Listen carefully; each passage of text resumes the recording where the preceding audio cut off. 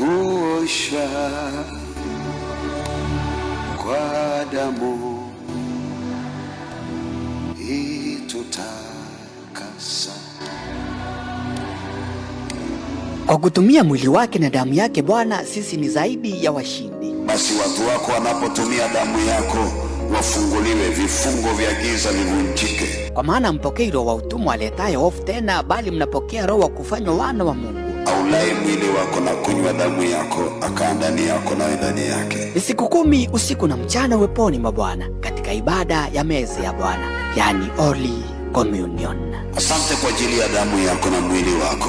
Ni kuanzia tarehe 29 mwezi wa 5 hadi 7 mwezi wa 6 mwaka huu. Hata kama hakuamini wakati ule, nimeombea damu yako ifanye msako ndani yake, akombolewe masaa haya. Kwa neema ya damu yake Yesu, uliye mgonjwa uponyaji ni wako. Utapikwe na magonjwa, utapikwe.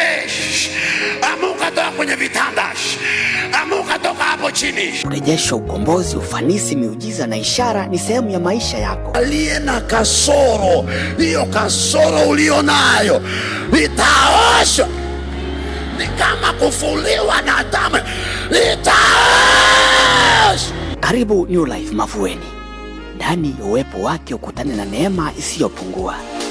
Tupone leo, tuwe na afya kama kule mbinguni. Tulikotoka ni kuzuri, tupone leo Baba. Kule mbinguni kwetu hakuna magonjwa na hata hapa Yesu.